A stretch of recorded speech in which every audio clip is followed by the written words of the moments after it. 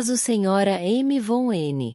Em 1º de maio de 1889, comecei o tratamento de uma senhora de cerca de 40 anos, cujos sintomas e personalidade me interessaram de tal forma que lhe dediquei grande parte de meu tempo e decidi fazer tudo o que estivesse ao meu alcance para recuperá-la. Era histérica e podia ser posta com a maior facilidade num estado de sonambulismo. Ao tomar ciência disso, resolvi fazer uso da técnica de investigação sob hipnose, de Breuer, que eu viera conhecer pelo relato que ele me fizera do bem sucedido tratamento de sua primeira paciente. Essa foi minha primeira tentativa de lidar com aquele método terapêutico. Estava ainda longe de tê-lo dominado, de fato, não fui bastante à frente na análise dos sintomas, nem o segui de maneira suficientemente sistemática. Talvez possa apresentar melhor um quadro da condição da paciente e de minha conduta clínica reproduzindo as anotações que fiz todas as noites durante as 3 primeiras semanas do tratamento. 1º de maio de 1889. Essa senhora, quando a vi pela primeira vez, estava deitada num sofá com a cabeça repousando numa almofada de couro.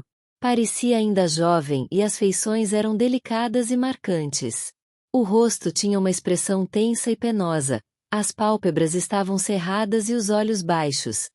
A testa apresentava profundas rugas e as dobras nasolabiais eram acentuadas. Falava em voz baixa, como se tivesse dificuldade, e a fala ficava de tempos em tempos sujeita a interrupções espásticas, a ponto dela gaguejar. Conservava os dedos firmemente entrelaçados, e eles exibiam uma agitação incessante, parecida com a que ocorre na atetose. Havia frequentes movimentos convulsivos semelhantes a tiques, no rosto e nos músculos do pescoço, durante os quais alguns destes, especialmente o esternocleidomastoide direito, se tornavam muito salientes. Além disso, ela interrompia com frequência suas observações emitindo um curioso estalido com a boca, um som impossível de imitar. O que a paciente me dizia era perfeitamente coerente e revelava um grau inusitado de instrução e inteligência. Isso fazia com que parecesse ainda mais estranho que, a cada 2 ou 3 minutos, ela de súbito se calasse, contorcesse o rosto numa expressão de horror e nojo, estendesse a mão em minha direção, abrindo e entortando os dedos, e exclamasse numa voz alterada, carregada de angústia: "Fique quieto. Não diga nada. Não me toque." É provável que estivesse sob a influência de alguma alucinação recorrente de natureza apavorante e que, com essa fórmula, estivesse mantendo afastado o material intromissivo. Essas interpolações chegavam ao fim tão de súbito quanto começavam, e a paciente retomava seu relato anterior, sem dar continuidade à sua excitação momentânea e sem explicar ou pedir desculpas por seu comportamento. Provavelmente, portanto, sem que ela própria notasse a interpolação. Tomei conhecimento do seguinte sobre as circunstâncias de sua vida. Sua família era originária da Alemanha Central, mas 2 de suas gerações haviam fixado residência nas províncias bálticas da Rússia, onde possuía grandes propriedades. Ela era a 13ª de 14 filhos. Apenas 4 dentre eles sobreviveram. A paciente recebeu uma educação cuidadosa, mas sob a disciplina rígida de uma mãe excessivamente enérgica e severa. Quando contava 23 anos, casou-se com um homem muito bem dotado e capaz, que alcançara uma posição elevada como grande industrial, mas que era muito mais velho do que ela. Depois de um casamento de curta duração, ele morreu de derrame cerebral.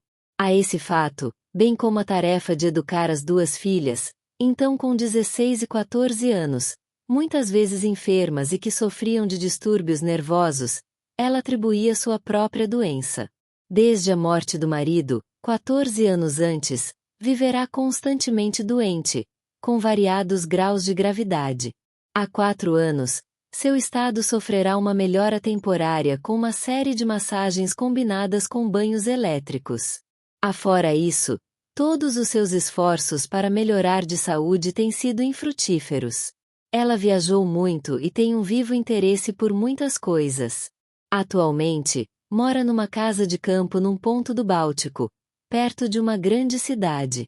Há vários meses tem estado outra vez muito doente, sofrendo de depressão e insônia e atormentada por dores. Foi até a Basia na vã esperança de obter melhoras, e nas últimas 6 semanas está em Viena, até agora sob os cuidados de um médico de excelente reputação. Sugere que ela se separasse das 2 filhas, que tem governanta, e se internasse numa casa de saúde, onde eu poderia vê-la todos os dias. Concordou com isso sem levantar a menor objeção. Na noite de 2 de maio visitei-a na casa de saúde. Notei que se assustava muito, sempre que a porta se abria de modo inesperado. Assim, providenciei para que, ao visitá-la, as enfermeiras e os médicos internos batessem com força na porta e só entrassem depois de ela dizer que podiam fazê-lo. Mesmo assim, ela ainda fazia trejeitos faciais e dava um pulo toda vez que alguém entrava. Sua principal queixa hoje foi sobre sensações de frio e dor na perna esquerda, que se originavam nas costas, acima da crista do ilíaco. Ordenei que lhe dessem banhos quentes e lhe aplicarei massagens por todo o corpo 2 vezes ao dia. Ela é uma excelente paciente para o hipnotismo. Bastou eu levantar um dedo diante dela e ordenar-lhe que dormisse para que se reclinasse com uma expressão atordoada e confusa. Sugere que ela dormiria bem, que todos os seus sintomas melhorariam, e assim por diante. Ela ouviu tudo isso com os olhos fechados, mas sem dúvida com uma atenção inconfundivelmente concentrada, e suas feições aos poucos se relaxaram e assumiram uma aparência pacífica. Depois dessa primeira hipnose, conservou uma tênue lembrança de minhas palavras, mas, já na segunda, houve completo sonambulismo, com amnésia. Tinha-a avisado de que pretendia hipnotizá-la, ao que ela não opusera nenhuma dificuldade. Ela nunca fora hipnotizada antes, mas pode-se supor que já leu sobre o hipnotismo, embora eu não saiba dizer quais são suas ideias sobre o estado hipnótico. Esse tratamento à base de banhos quentes, massagens 2 vezes ao dia e sugestão hipnótica prosseguiu por mais alguns dias.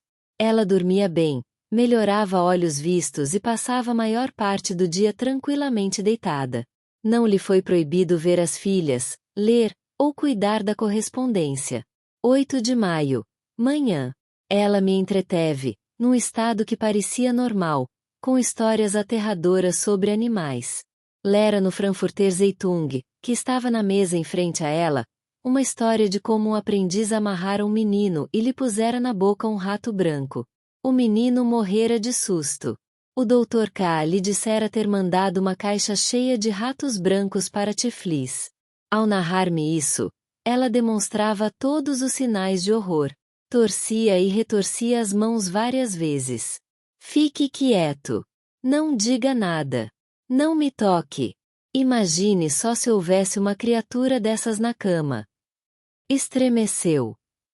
Pense só, quando for aberta. Há um rato morto entre eles, um que foi roído.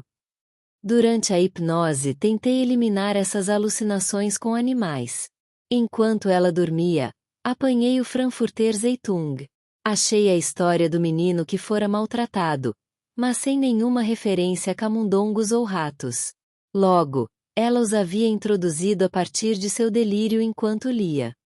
À tarde teve o que chamou de uma cãibra no pescoço, que no entanto, como disse, só durou pouco tempo, umas poucas horas.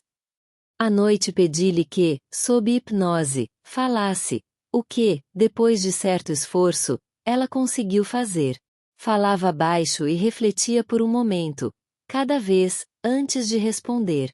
Sua expressão se alterava de acordo com o tema de suas observações e se acalmava tão logo minha sugestão punha termo à impressão nela causada pelo que dizia. Perguntei-lhe por que se assustava com tanta facilidade e ela respondeu: está relacionado com as lembranças de minha meninice. Quando? Primeiro, quando eu tinha 5 anos e meus irmãos e irmãs costumavam atirar animais mortos em mim.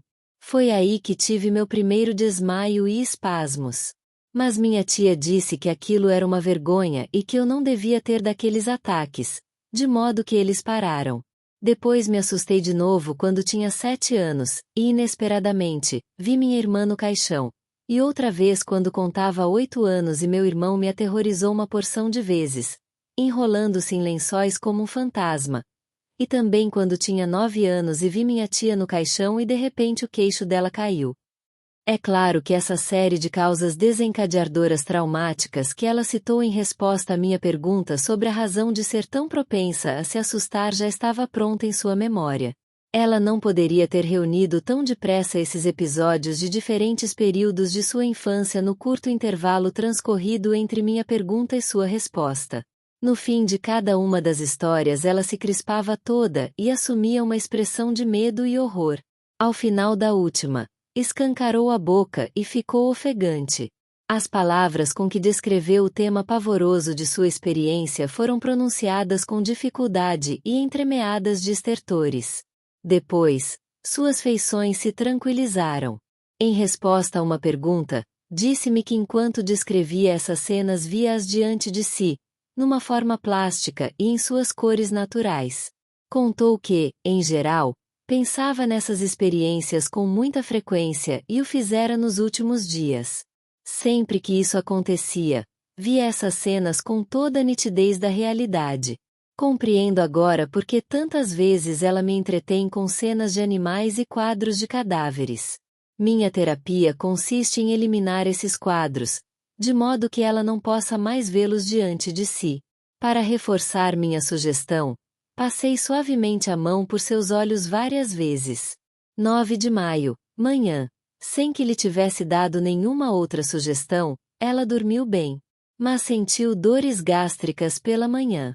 Estas surgiram ontem, no jardim, onde ela permaneceu muito tempo com as filhas.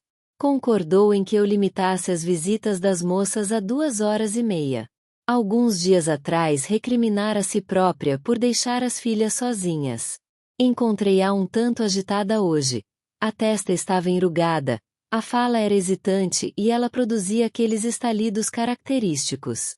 Enquanto era massageada, disse-me apenas que a governanta das filhas lhe levará um atlas etnológico e que algumas fotografias de índios norte-americanos vestidos como animais lhe produziram um grande choque. Pense só se eles ganhassem vida.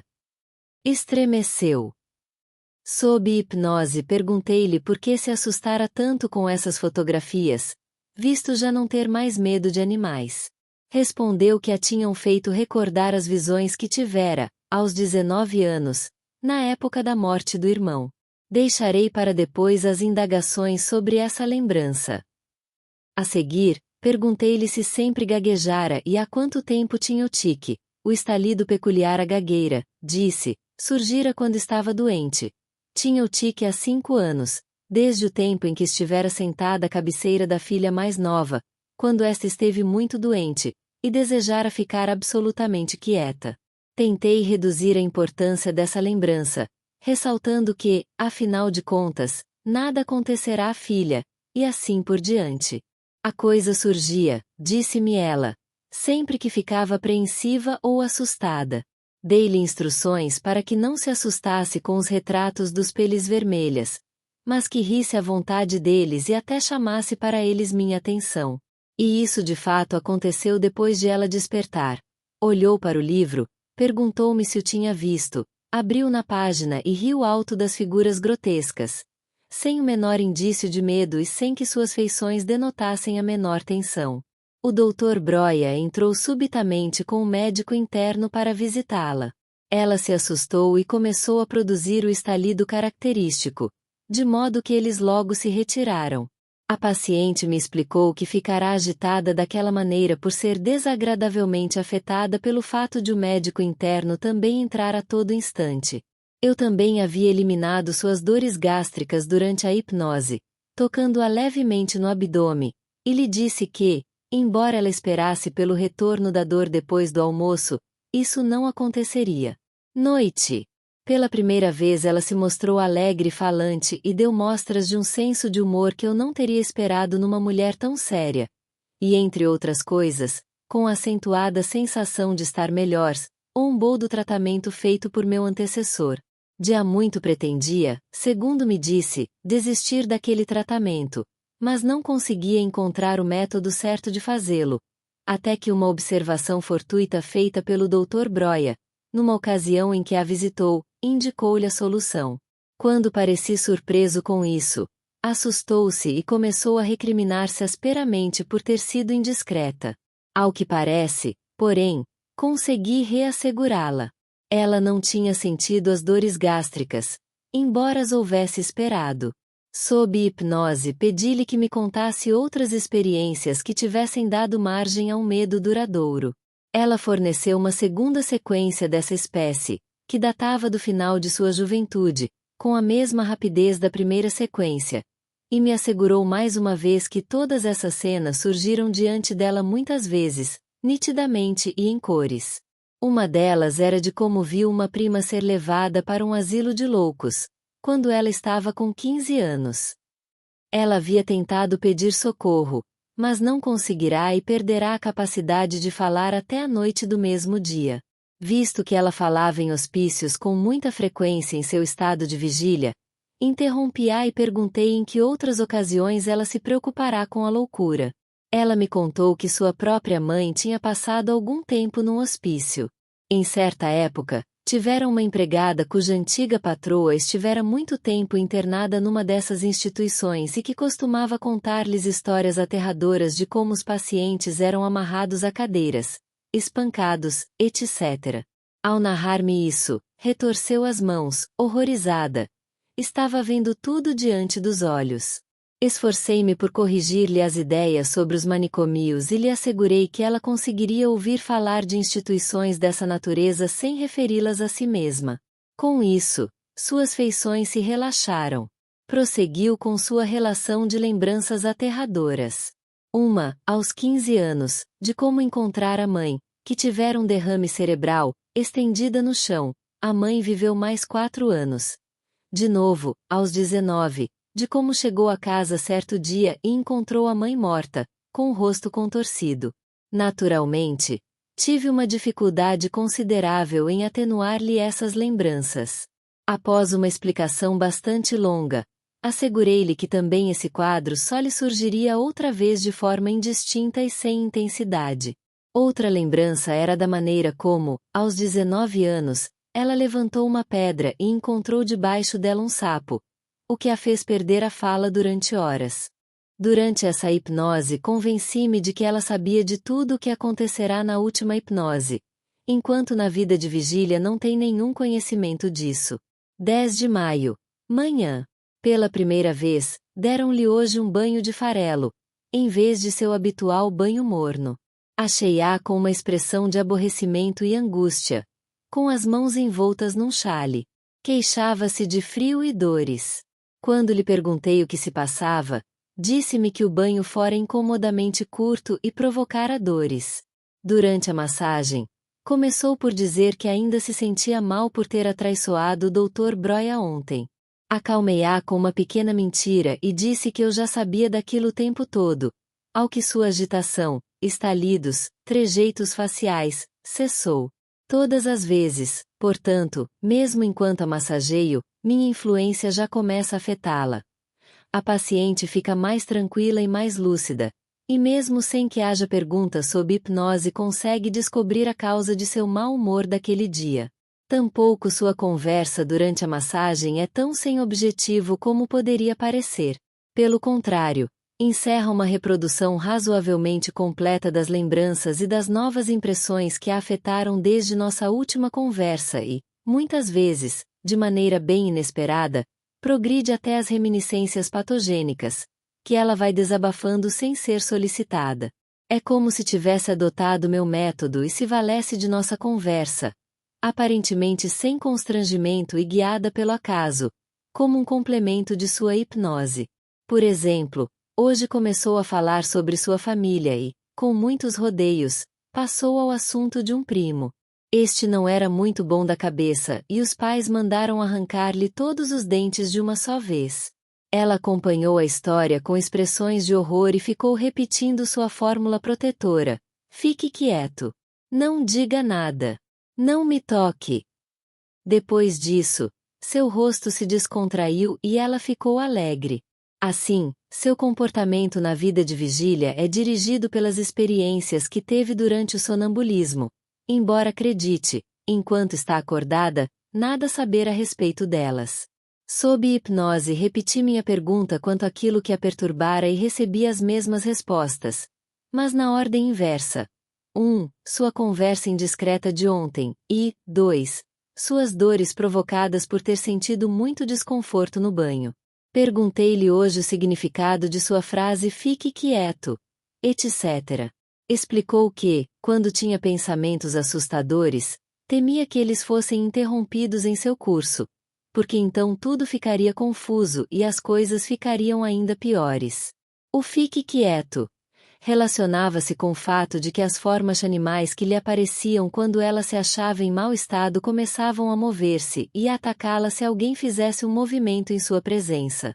A exortação final "não me toque" provinha das seguintes experiências. Contou-me como, quando o irmão estivera muito doente por ter ingerido muita morfina, ela estava com 19 anos na ocasião, costumava muitas vezes agarrá-la, e como, de outra feita, um conhecido enlouquecera de súbito em sua casa e a tinha segurado pelo braço. Houve um terceiro exemplo semelhante, do qual não se recordava com exatidão. E por último, como, quando tinha 28 anos e a filha estava muito doente, a criança se agarrara nela com tanta força em seu delírio que ela quase fora sufocada. Embora esses 4 exemplos fossem tão separados no tempo, ela os relatou numa única frase e numa sucessão tão rápida que poderiam ter constituído um único episódio em 4 atos. A propósito, todos os relatos que me fazia de traumas como esses, dispostos em grupos, começavam por um "como", sendo os traumas componentes separados por um "e". Uma vez que percebi que a fórmula protetora se destinava a salvaguardá-la contra uma repetição dessas experiências, eliminei esse medo por meio da sugestão e, de fato, jamais a ouvi dizer a fórmula de novo. Noite. Encontrei-a muito animada. Contou-me, sorridente, que se assustara com um cãozinho que havia latido para ela no jardim. Seu rosto, porém, estava um pouco contraído, e havia certa agitação interna, que só desapareceu quando ela me perguntou se eu estava aborrecido com alguma coisa que ela dissera durante a massagem nessa manhã e respondi não. Sua menstruação recomeçou hoje, após um intervalo que mal chegou a uma quinzena. Prometi-lhe regulá-la por sugestão hipnótica e, sob hipnose, fixei o intervalo em 28 dias. Em hipnose, também lhe perguntei se recordava da última coisa que me contará. Ao perguntar-lhe isso, o que eu tinha em mente era uma tarefa que restara da noite passada, mas ela começou, muito corretamente, pelo "não me toque" da hipnose de hoje de manhã. Assim, levei-a de volta ao assunto de ontem. Eu lhe havia perguntado qual a origem de sua gagueira e ela responderá "não sei".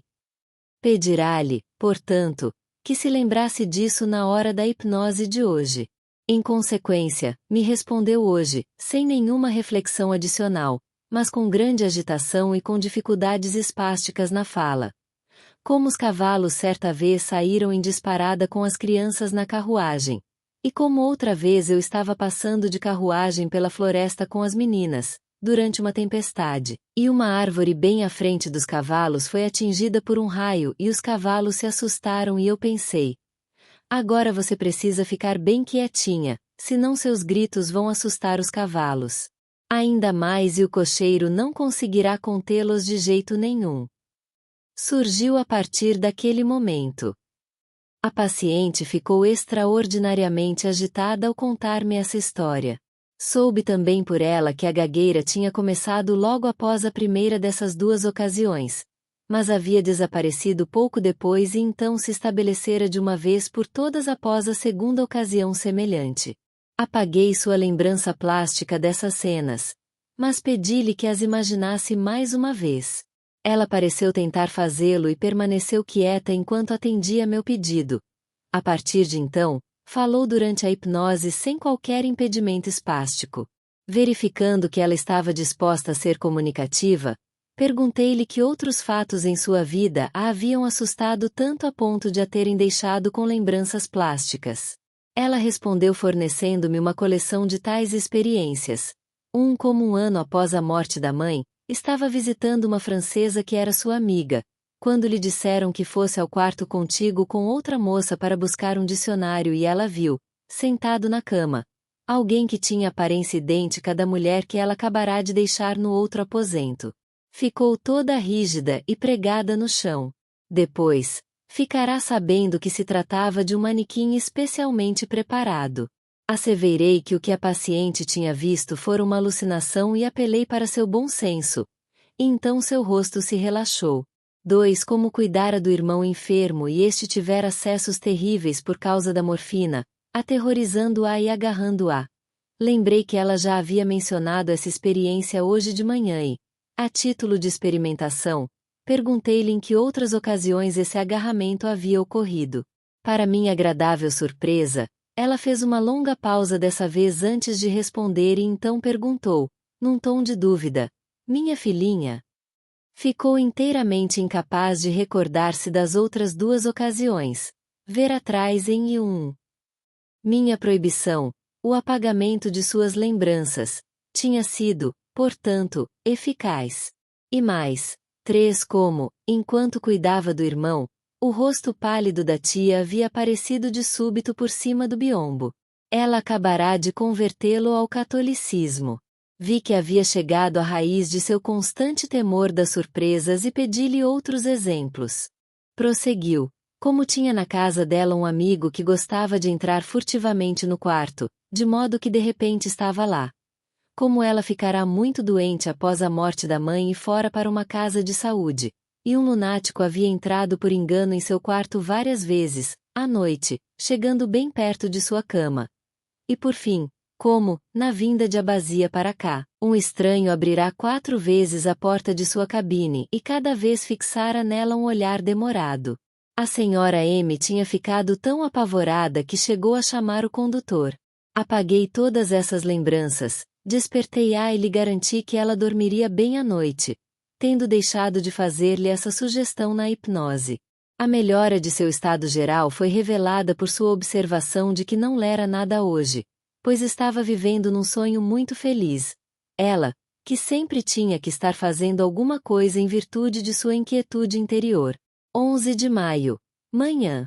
Hoje teve uma entrevista com o Dr. N, o ginecologista, que deve examinar sua filha mais velha por causa das complicações menstruais. Encontrei a senhora M bastante agitada, embora isso se traduzisse em sinais físicos mais leves que antes. De vez em quando, exclamava: estou com medo, estou com tanto medo que acho que vou morrer. Perguntei-lhe de que estava com medo. Era o Dr. N. Não sabia, respondeu. Simplesmente estava com medo.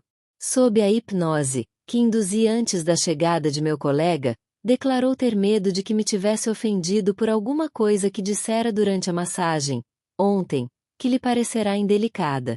Também tinha medo de tudo o que era novo e, por conseguinte, do novo médico. Consegui acalmá-la e, embora se assustasse 1 ou 2 vezes na presença do Dr. N, ela se comportou muito bem e não produziu nenhum de seus estalidos nem houve qualquer inibição da fala. Depois que ele se foi, tornei a colocá-la sob hipnose para eliminar qualquer possível resíduo da excitação provocada pela visita. Ela própria ficou muito contente com seu comportamento e depositou grandes esperanças no tratamento. Tentei convencê-la, a partir desse exemplo, de que não é preciso ter medo do que é novo, já que o que é novo também contém o que é bom. Noite. Estava muito animada e desabafou um grande número de dúvidas e escrúpulos em nossa conversa antes da hipnose. Durante a hipnose, perguntei-lhe que acontecimento de sua vida havia produzido efeito mais duradouro sobre ela e que mais surgia em sua memória. A morte do marido, respondeu. Fiz com que me descrevesse esse fato com todos os pormenores e ela o fez, com todos os sinais da mais profunda emoção, mas sem nenhum estalido e sem gaguejar. Como, começou a dizer, tinham ido a um lugar de que ambos gostavam muito na Riviera e, ao atravessarem uma ponte, ele caíra de repente no chão e lá ficará inerte por alguns minutos.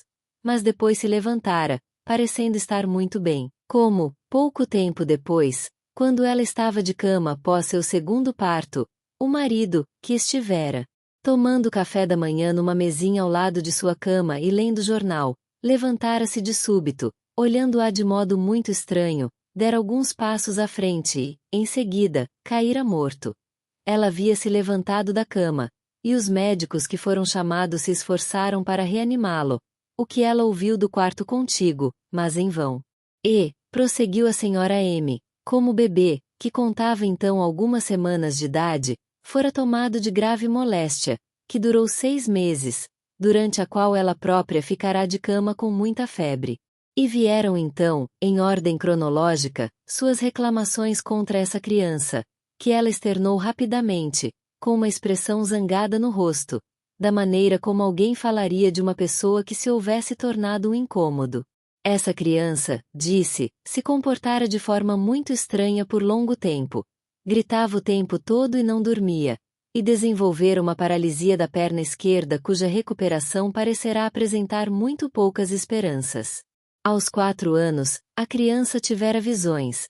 Aprenderá a andar e a falar, tardiamente, de modo que por muito tempo fora julgada idiota. De acordo com os médicos, tivera encefalite e mielite e ela não sabia mais o que. Interrompi-a nesse ponto e a fiz ver que essa mesma criança era hoje uma menina normal, que gozava de perfeita saúde, e impossibilitei-a de voltar a ver qualquer dessas coisas melancólicas, não apenas apagando suas lembranças das mesmas na forma plástica, mas também removendo toda a sua recordação dessas coisas, como se nunca tivessem existido em sua mente. Prometi-lhe que isso levaria a libertar-se da expectativa de infortúnios que não cessava de atormentá-la e também das dores por todo o corpo, das quais se queixara precisamente durante sua narrativa, depois de passarmos vários dias sem ouvir falar nelas. Para minha surpresa, depois dessa minha sugestão, ela começou a falar, sem qualquer transição, sobre o príncipe L, cuja fuga de um hospício era objeto de muitos comentários nessa época. Externou novos temores sobre os hospícios, de que as pessoas que lá se encontravam recebiam duchas de água gelada na cabeça e eram postas num aparelho que as fazia girar ininterruptamente até se acalmarem. Quando, há 3 dias, ela se queixara pela primeira vez do seu medo dos hospícios, eu a havia interrompido após sua primeira história, a de que os pacientes eram amarrados a cadeiras. Vi então que nada tinha ganho com essa interrupção e que não posso me furtar a escutar suas histórias com todos os detalhes até a última palavra. Depois de reparar essas falhas, livrei-a também dessa nova safra de temores. Apelei para seu bom senso e lhe disse que ela realmente deveria acreditar mais em mim do que na moça tola de quem ouvirá aquelas histórias horripilantes sobre a maneira como se trabalha nos hospícios. Como notei que ela às vezes ainda gaguejava ao narrar-me essas outras coisas, perguntei-lhe mais uma vez de onde provinha a gagueira. Nenhuma resposta. A senhora não sabe? Não. Por que não? Por que não? Por que não posso saber? Pronunciou estas últimas palavras com violência e raiva. Essa declaração me parece ser a prova do êxito de minha sugestão. Mas ela me expressou o desejo de que a despertasse da hipnose, e assim fiz. 12 de maio. Contrariamente à minha expectativa, ela dormira mal e por pouco tempo. Encontrei-a num estado de grande angústia, embora, incidentalmente, sem demonstrar seus costumeiros sinais físicos desta. Não disse o que estava acontecendo, mas apenas que tivera sonhos ruins e ficava vendo as mesmas coisas. Como seria horrível, disse, se eles se tornassem realidade. Durante a massagem, ela abordou alguns pontos em resposta a minhas perguntas. Ficou alegre então. Falou-me de sua vida social na casa do Báltico que lhe coubera por morte do marido, das pessoas importantes que recebe da cidade vizinha, etc. Hipnose. Ela tivera alguns sonhos de horror. Os pés e braços das cadeiras se haviam transformado todos em cobras. Um monstro com bico de abutre estraçalhava e comia todo o seu corpo. Outros animais selvagens saltavam sobre ela, etc. Passou então a outros delírios com animais, que, contudo, qualificou acrescentando, isso foi real, não um sonho como, numa ocasião anterior, ela fora apanhar um novelo de lã e era um rato que saíra correndo. como estivera fazendo uma caminhada e um grande sapo saltara de repente sobre ela, e assim por diante. Compreendi que minha proibição geral fora ineficaz e que teria de afastar dela suas impressões assustadoras uma a uma. Aproveitei também a oportunidade para lhe perguntar por que ela sofria de dores gástricas e de onde provinham. Sua resposta, dada a contragosto, foi que não sabia. Pedi-lhe que se lembrasse até amanhã. Disse-me então, num claro tom de queixa, que eu não devia continuar a perguntar-lhe de onde provinha isso ou aquilo, mas que a deixasse contar-me o que tinha a dizer. Concordei com isso e ela prosseguiu, sem nenhum preâmbulo. Quando o levaram embora, não pude acreditar que ele estivesse morto.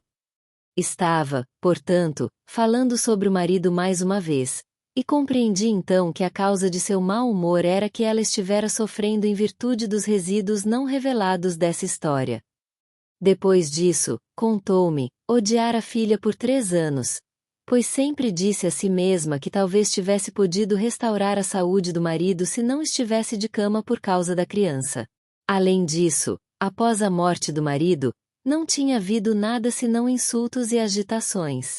Os parentes dele, que sempre foram contra o casamento e que tinham ficado com raiva por eles serem tão felizes juntos, espalharam o boato de que ela o havia envenenado, de modo que ela desejara abrir um inquérito. Os parentes tinham-na envolvido em toda espécie de processos legais, com a ajuda de um jornalista suspeito. O miserável espalhara agentes a fim de incitar as pessoas contra ela. Fazia com que os jornais locais publicassem artigos difamantes a seu respeito e depois lhe mandava recortes. Essa fora a origem de sua insociabilidade e de seu ódio por todos os estranhos. Após eu dizer algumas palavras tranquilizadoras sobre o que me contará, ela disse que se sentia melhor. 13 de maio. Mais uma vez ela dormira mal, por causa de dores gástricas. Não tinha jantado. Também não se queixou de dores no braço direito. Mas estava de bom humor. Mostrou-se alegre e, desde ontem, tem me tratado com especial distinção. Pediu minha opinião sobre toda espécie de coisas que lhe pareciam importantes e ficou excessivamente agitada. Por exemplo, quando tive de procurar as toalhas necessárias à massagem, e assim por diante. Seu estalido e seu tique facial eram frequentes. Hipnose. Ontem à noite, súbito lhe ocorrerá porque os animaizinhos que ela via se tornavam tão grandes. Isso lhe acontecerá pela primeira vez em D, durante um espetáculo teatral em que um enorme lagarto aparecia em cena. Essa lembrança a havia atormentado muito ontem também. O motivo do reaparecimento dos estalidos foi que ontem ela teve dores abdominais e tentou não gemer para não demonstrá-las. Não tinha nenhuma ideia da verdadeira causa desencadeadora do estalido. Também se recordou de que eu lhe dera instruções para descobrir a origem de suas dores gástricas. Não o sabia, contudo, e me pediu que a ajudasse. Perguntei-lhe se, talvez, em alguma ocasião após uma grande excitação, ela se haveria forçado a comer. Ela confirmou isso. Após a morte do marido, perderá inteiramente o apetite por muito tempo e havia comido apenas por um sentimento de obrigação, e as dores gástricas haviam de fato começado naquela época. Eliminei então essas dores passando a mão algumas vezes sobre seu epigástrio. A seguir, por conta própria, ela começou a falar sobre as coisas que mais a haviam afetado. Já lhe contei, disse, que não gostava da criança. Mas devo acrescentar que ninguém poderia adivinhar isso por meu comportamento. Fiz tudo o que era necessário. Até hoje me recrimino por ter gostado mais da primogênita. 14 de maio. Estava bem alegre e dormir até 7h30 da manhã. Queixou-se apenas de ligeiras dores na região radial da mão e na cabeça e rosto. O que ela me diz antes da hipnose vai adquirindo um significado cada vez maior. Hoje não teve quase nada de horrível para apresentar. Queixou-se de dores e perda de sensibilidade na perna direita. Disse-me que teve um surto de inflamação abdominal em 1871. Mal se havia recuperado, ficou tratando do irmão doente, e foi então que as dores apareceram pela primeira vez, chegando até a levar a uma paralisia temporária da perna direita. Durante a hipnose, perguntei-lhe se agora lhe seria possível participar da vida social, ou se ainda estava muito temerosa. Respondeu-me que ainda lhe era desagradável ter alguém de pé atrás dela ou mesmo a seu lado. A esse respeito, falou-me de outras ocasiões em que fora desagradavelmente surpreendida pelo súbito aparecimento de alguém. Certa feita, por exemplo, quando passeava com as filhas na ilha de Rügen, 2 indivíduos de aparência suspeita haviam saído de uns arbustos e lhes dirigido insultos. Em Abazia, quando estava passeando certa noite, um mendigo saíra de repente de detrás de uma pedra e se ajoelhara diante dela. Parece que era um louco inofensivo. Por último, contou-me como sua isolada casa de campo fora arrombada à noite, o que muito a havia alarmado. É fácil ver, entretanto, que a origem essencial desse medo das pessoas foi a perseguição a que ela se viu sujeita após a morte do marido. Noite. Embora parecesse muito animada, saudou-me com a exclamação: "Estou morta de medo. Oh, mal posso lhe dizer, eu me odeio." Afinal fui informado de que ela havia recebido a visita do Dr. Broia e levará um susto ao vê-lo aparecer. Como ele percebeu isso, ela lhe assegurou que fora só aquela vez. Ficou profundamente penalizada por minha causa, por ter traído esse vestígio de seu antigo nervosismo. Em mais de uma ocasião tive oportunidade de notar, nestes últimos dias, o quanto ela é severa consigo mesma, como tende a se culpar com severidade pelos ínfimos sinais de negligência. Quando as toalhas para massagem não estão em seu lugar habitual ou quando o jornal para eu ler enquanto ela adormece não se encontra prontamente à mão. Após a eliminação da primeira e mais superficial camada de lembranças torturantes, sua personalidade moralmente supersensível, com tendência à autodepreciação, veio à tona.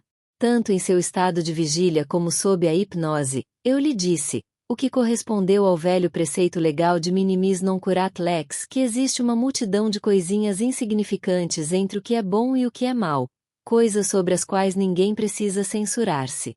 Ela não aceitou minha lição, suponho, tal como não faria um monge medieval, que vê o dedo de Deus ou a tentação do demônio em cada fato trivial de sua vida e que é incapaz de imaginar o mundo, sequer por um momento fugaz ou, em seu menor recanto, como destituído de uma referência a ele próprio. Em sua hipnose, ela trouxe à baila algumas outras imagens apavorantes.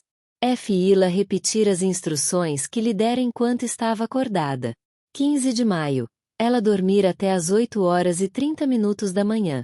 Mas depois ficará inquieta, tendo-me recebido com ligeiros sinais de seu tique, dos estalidos e da inibição da fala. "Estou morta de medo", disse mais uma vez. Em resposta a uma pergunta, falou-me que a pensão onde se encontravam suas filhas ficava no 4º andar de um prédio e lá se chegava de elevador. Ontem havia insistido em que as filhas usassem o elevador tanto para descer como para subir, e agora se recriminava por isso, porque não se devia confiar inteiramente no ascensor. O próprio dono da pensão tinha dito isso. Teria eu ouvido, perguntou, a história da condessa, que encontrara a morte em Roma num acidente dessa natureza? Por coincidência, conheço essa pensão e sei que o elevador é propriedade particular do dono da mesma. Não me parece provável que esse homem, que chama uma atenção especial para o elevador num anúncio, fosse ele próprio advertir alguém contra sua utilização. Pareceu-me que teríamos aí uma das paramnésias acarretadas pela angústia. Dei a minha opinião à Sra. M e consegui, sem nenhuma dificuldade, fazê-la rir da improbabilidade de seus temores. Exatamente por essa razão, não pude acreditar que esta fosse a causa da sua angústia e decidi formular a pergunta à sua consciência hipnótica. Durante a massagem, que hoje reiniciei após um intervalo de alguns dias, ela me contou uma série de histórias sem ligação umas com as outras, que talvez tenham sido reais, sobre um sapo que foi encontrado num porão, uma mãe excêntrica que cuidava do filho idiota de maneira estranha, uma mulher que foi trancada num hospício porque sofria de melancolia, e que revelavam o tipo de recordações que lhe passavam pela cabeça quando ela estava intranquila. Depois de se livrar dessas histórias, ficou muito animada. Descreveu a vida em sua propriedade e seus contatos com homens preeminentes da Rússia teutônica e da Alemanha setentrional e, na verdade, achei extremamente difícil conciliar atividades desse tipo com o quadro de uma mulher tão gravemente neurótica. Assim, perguntei-lhe em sua hipnose por que ela estava tão desassossegada esta manhã. Em vez de suas dúvidas sobre o elevador, informou-me ter sentido medo de que sua menstruação recomeçasse e tornasse a interferir na massagem. Fiz então com que ela me contasse a história das dores na perna. Começou da mesma forma que ontem, falando sobre haver cuidado do irmão e prosseguiu com uma longa série de exemplos de experiências, alternadamente aflitivas e irritantes, que tiveram ao mesmo tempo que as dores na perna e cujo efeito fora o de torná-las cada vez piores, até mesmo a ponto de ela ficar com paralisia bilateral e perda de sensibilidade nas pernas. O mesmo se aplicava às dores do braço. Elas também surgiram enquanto a paciente cuidava de algum doente, ao mesmo tempo que as cãibras no pescoço. Quanto a estas, fiquei sabendo apenas que se seguiram alguns curiosos estados de inquietude acompanhados de depressão, que já existiam antes. Consistem num aperto gelado na nuca, juntamente com o surgimento da rigidez e um frio doloroso em todas as extremidades da paciente, incapacidade de falar e completa prostração. Duram de 6 a 12 horas. Falharam minhas tentativas de demonstrar que esse complexo de sintomas representava uma lembrança. Fiz-lhe algumas perguntas com a finalidade de descobrir se seu irmão, enquanto a paciente o assistia durante o delírio dele, alguma vez a agarrara pelo pescoço.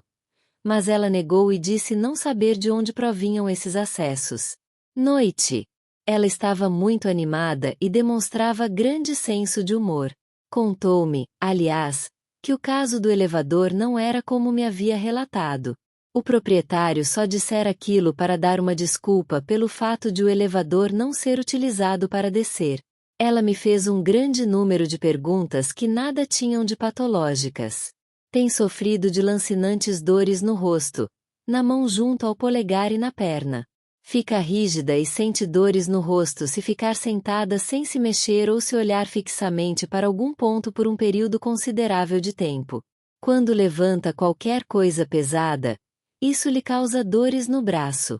O exame da perna direita revelou sensibilidade relativamente boa na coxa, alto grau de insensibilidade na parte inferior da perna e no pé e menor na região das nádegas e do quadril. Sob hipnose, ela me informou que ocasionalmente ainda tem ideias assustadoras, como a de que algo pode acontecer com suas filhas, que elas poderiam adoecer ou morrer, ou que o irmão dela, que está agora em lua de mel, poderia sofrer um acidente, ou que a esposa dele poderia morrer, porque os casamentos de todos os seus irmãos e irmãs tinham sido muito curtos. Não conseguia arrancar da paciente quaisquer outros temores. Proibia de sentir qualquer necessidade de se assustar quando não houvesse nenhum motivo para isso. Prometeu-me desistir disso porque o Senhor está pedindo. Dei-lhe outras sugestões quanto às dores, à perna, etc. 16 de maio, manhã. Ela havia dormindo bem. Queixava-se ainda de dores no rosto, braços e pernas. Estava muito alegre. Sua hipnose não rendeu nada. Apliquei um pincel farádico em sua perna insensibilizada. Noite. Sobressaltou-se assim que entrei. Estou muito contente com sua vinda, disse. Estou muito assustada. Ao mesmo tempo, dava todos os sinais de terror, juntamente com a gagueira e o tique. Primeiro fiz com que me contasse, em estado de vigília, o que tinha acontecido. Retorcendo os dedos e estendendo as mãos para frente, pintou um quadro nítido de seu terror ao dizer: um camundongo enorme passou de repente sobre minha mão no jardim e desapareceu num segundo. As coisas ficaram deslizando para trás e para frente. Uma ilusão do jogo de sombras. Um bando inteiro de ratinhos estava sentado nas árvores. O senhor não está ouvindo os cavalos batendo com as patas no circo? Há um homem gemendo no quarto ao lado. Deve estar sentindo dores depois de sua operação. Será que estou em Rugem? Eu tinha uma estufa como essa lá. Ela estava confusa com a multidão de pensamentos que se entrecruzavam em seu cérebro e com o esforço que fazia para separá-los do ambiente que a cercava de fato. Quando lhe formulei perguntas sobre coisas atuais, tais como se as filhas estavam aqui, não soube dar nenhuma resposta. Tentei desembaraçar por meio da hipnose a confusão que lhe ia pela mente. Perguntei-lhe o que era que a assustava. Repetiu a história do camundongo, com todos os sinais de terror, e acrescentou que, quando descia os degraus, viu um animal horrível deitado, que desapareceu imediatamente. Disse-lhe que isso eram alucinações e lhe instruí para que não se assustasse com os camundongos. Só os bêbados é que os viam, ela detestava bêbados. Contei-lhe a história do bispo Ato. Ela também a conhecia, e ouviu-a horrorizada. Como foi que a senhora veio a pensar no circo? Perguntei-lhe então. Disse-me que tinha ouvido claramente os cavalos batendo com as patas nos estábulos ali perto e acabando presos nos arreios, o que poderia machucá-los. Quando isso acontecia, Johann costumava sair para desamarrá-los. Neguei que houvesse estábulos por perto ou que alguém no quarto contigo tivesse gemido. Ela sabia onde estava. Respondeu que agora sabia, mas antes pensara estar em Rugem. Perguntei-lhe como tinha chegado a essa lembrança. Tinham estado conversando no jardim, disse, sobre como fazia calor numa parte dele, e imediatamente lhe viera a ideia do terraço sem sombra em Rugem. Muito bem, perguntei-lhe, quais eram as recordações tristes que guardava de sua estada em Rugem? Ela citou uma série delas. Lá sentirá as dores mais terríveis nas pernas e nos braços. Quando saía em excursões, fora várias vezes apanhada por um nevoeiro e se perderá. 2 vezes, quando passeava, um touro tinha corrido atrás dela, e assim por diante. Como é quando tinha tido essa crise hoje? Como respondeu? Escrevera grande número de cartas. Tinha levado 3 horas e isso lhe deixará a cabeça confusa. Pude presumir, por conseguinte, que seu surto delirante fora provocado pelo cansaço e que seu conteúdo fora determinado por associações tais como a do lugar sem sombra do jardim, etc. Repeti todos os conselhos que tinha o hábito de lhe dar e deixei-a recomposta para dormir. 17 de maio, manhã. Ela passou a noite muito bem.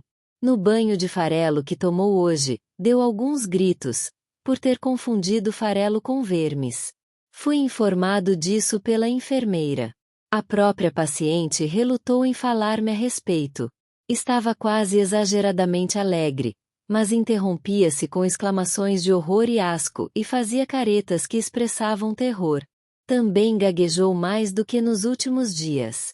Contou-me haver sonhado, na noite passada, que estava caminhando sobre uma porção de sanguessugas.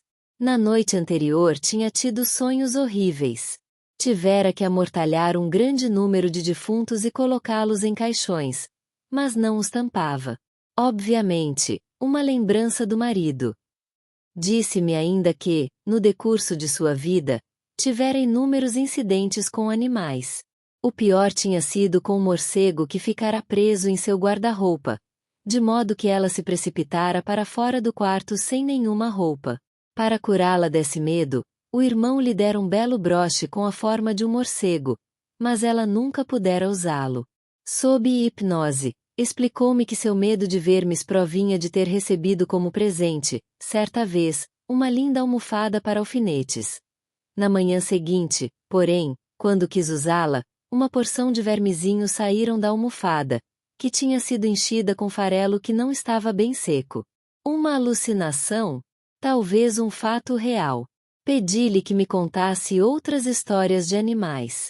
Certa feita, disse ela, quando passeava com o marido num parque de São Petersburgo, todo o caminho que levava a um pequeno lago estava recoberto de sapos, de modo que foram obrigados a voltar. Houve épocas em que ela ficará impossibilitada de estender a mão para qualquer pessoa, temendo que a mão se transformasse num animal terrível, como tantas vezes tinha acontecido. Tentei libertá-la de seu medo de animais designando-os um por um e perguntando-lhe se tinha medo deles. Em alguns casos, respondeu não, em outros, não devo ter medo deles. Perguntei-lhe por que havia gaguejado e se mexido tanto ontem. Respondeu que sempre fazia isso quando estava muito assustada. Mas por que tinha estado tão assustada ontem? Porque todas as espécies de pensamentos opressivos lhe haviam passado pela cabeça no jardim. Em particular, a ideia de como poderia impedir que algo se acumulasse de novo dentro dela depois que seu tratamento terminasse. Repeti as 3 razões que eu já lhe tinha dado para sentir-se reassegurada. 1. Que ela se tornará mais sadia e mais capaz de ter resistência. 2. Que adquiriria o hábito de contar seus pensamentos a alguém com quem mantivesse estreitas relações. E 3. Que, daí por diante, consideraria indiferente um grande número de coisas que até então a haviam oprimido. Ela prosseguiu dizendo que também estivera preocupada porque não me havia agradecido pela visita que eu lhe fizera ao fim do dia, e temia que eu perdesse a paciência com ela em vista de sua recente recaída. Ficará muito perturbada e alarmada porque o médico interno perguntara a um senhor no jardim se ele agora se sentia capaz de enfrentar sua operação.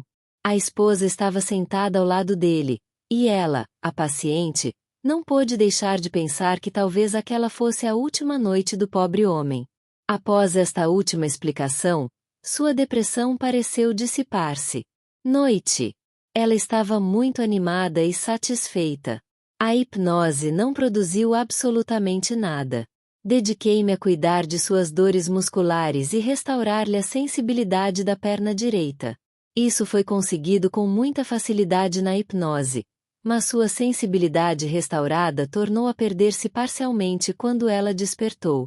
Antes de eu deixá-la, externou seu espanto de que há tanto tempo não tivesse cãibras no pescoço, já que elas costumavam sobrevir antes de cada tempestade. 18 de maio. Há anos não dormia tão bem como na noite passada. Depois do banho, porém, queixou-se de frio na nuca, contrações e dores no rosto, nas mãos e nos pés. Suas feições estavam tensas, e os punhos, cerrados. A hipnose não revelou qualquer conteúdo psíquico subjacente às cãibras no pescoço.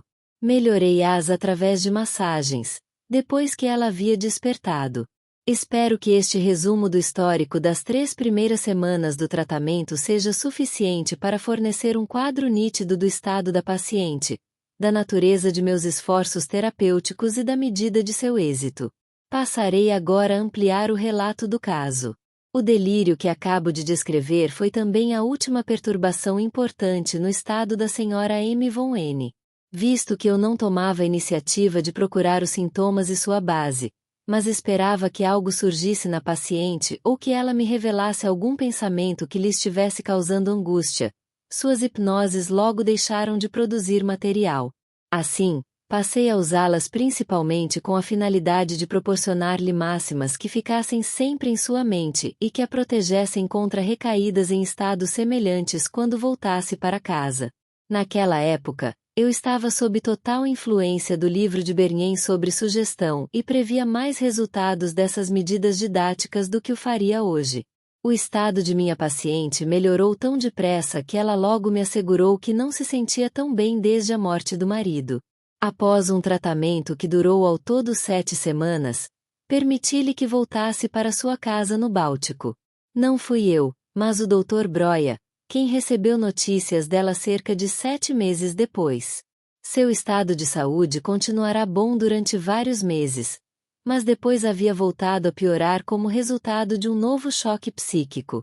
Sua filha mais velha, durante a primeira estada de ambas em Viena, já havia tido, como a mãe, cãibras no pescoço e ligeiros estados histéricos. Em particular, porém, sofrerá de dores ao andar, em virtude de uma retroversão do útero. Aconselho meu, procurara para tratamento o Dr. N., um de nossos mais famosos ginecologistas, que recolocara o útero em sua posição por meio de massagens, havendo ela ficado livre de problemas durante vários meses. Seus problemas reapareceram, contudo, enquanto as duas estavam em casa, e a mãe chamou um ginecologista da cidade universitária vizinha. Ele receitou para a moça um tratamento local e geral que, todavia, acarretou uma grave doença nervosa. Ela estava, na época, com 17 anos.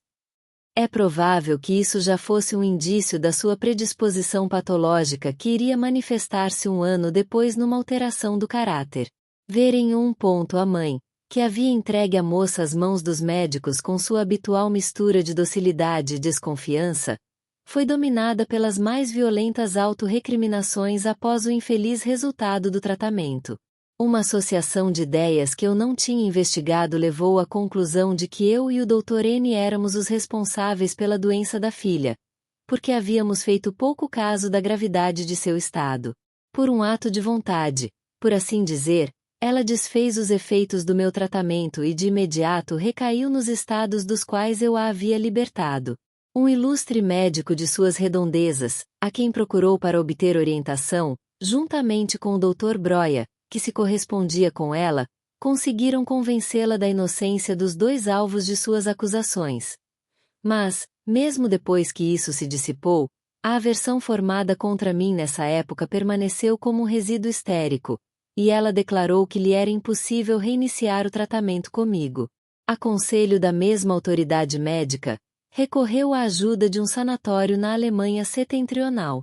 Por desejo de Broia, expliquei ao médico encarregado as modificações da terapia hipnótica que eu julgara eficazes no caso dessa paciente. Essa tentativa de transferência falhou completamente. Desde o início, ela parece ter mostrado uma disposição contrária ao médico. Esgotava-se na resistência ao que quer que fosse feito por ela. Ficou deprimida, perdeu o sono e o apetite e só se recuperou depois que uma amiga sua, que foi visitá-la no sanatório, na verdade a sequestrou às escondidas e tratou-a em sua casa. O trabalho que tive de levar a efeito com ela nessa ocasião consistiu em lidar, por meio da hipnose, com as impressões desagradáveis que ela receberá durante o tratamento da filha e quando de sua própria estada no sanatório. Ela estava cheia de raiva, reprimida, pelo médico que a tinha obrigado, sob hipnose, a soletrar a palavra S-A-P. E me fez prometer que jamais a faria dizer isso. A esse respeito, aventurei-me a fazer uma brincadeira prática numa de minhas sugestões a ela. Este foi o único abuso da hipnose, aliás um abuso muito inocente, cuja culpa para com essa paciente tenho de confessar. Por fim, após uma observação do Dr. Broia, aliviei-a dessa paramnésia compulsiva. Travei com o que ela descrevia como as tempestades na cabeça uma luta mais longa do que com os resíduos dessas experiências. Quando a vi pela primeira vez num desses estados, estava deitada no sofá com as feições transtornadas e todo o corpo em permanente agitação. Ficava a pressionar a testa com as mãos e a chamar, em tons de súplica e desânimo, o nome M, que era o de sua filha mais velha e também o seu. Sob hipnose, confessou-me que esse estado era uma repetição dos numerosos acessos de desespero pelos quais se vira dominada durante o tratamento da filha, quando, depois de passar horas tentando descobrir algum meio de corrigir seus efeitos negativos, não se lhe apresentava nenhuma saída. Quando, em tais ocasiões, sentia que seus pensamentos ficavam confusos, adotava o hábito de chamar pelo nome da filha, de modo que pudesse ajudá-la a desanuviar a cabeça.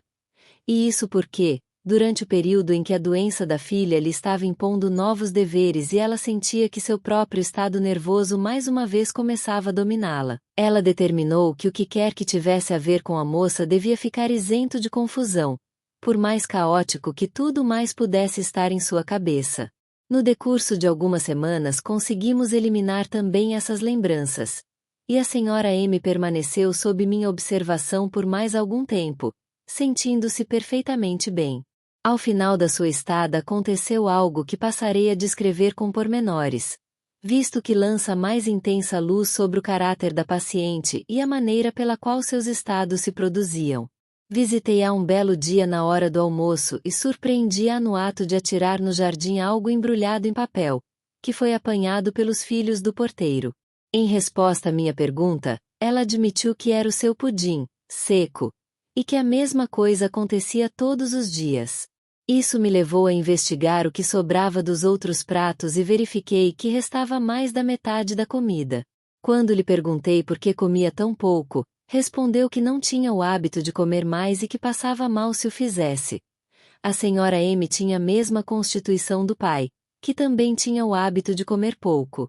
Quando lhe perguntei o que bebia, disse-me que só podia tolerar líquidos espessos, como leite, café ou chocolate. Beber água, comum ou mineral, lhe perturbava a digestão. Isso tinha todos os sinais de uma escolha neurótica. Tirei uma amostra de sua urina e verifiquei que estava altamente concentrada e sobrecarregada de uratos. Julguei, portanto, aconselhável recomendar-lhe que bebesse mais e resolvi também aumentar a quantidade de seus alimentos. É verdade que ela de modo algum parecia magra a ponto de chamar atenção, mas mesmo assim achei que valeria a pena fazê-la comer mais um pouco. Quando, em minha visita seguinte, ordenei-lhe que ingerisse água alcalina e proibi-a de lidar com o pudim da maneira como fazia, demonstrou agitação considerável. Farei isso porque o senhor está pedindo, disse, mas posso dizer-lhe de antemão que dará mau resultado, porque é contrário à minha natureza, e o mesmo aconteceu com meu pai. Quando lhe perguntei sob hipnose por que não podia comer mais nem beber água, respondeu num tom mal-humorado: não sei. No dia seguinte, a enfermeira informou que ela havia comido tudo o que lhe fora servido e bebera um copo de água alcalina. Mas encontrei a própria senhora M numa profunda depressão e num estado de humor muito irritado.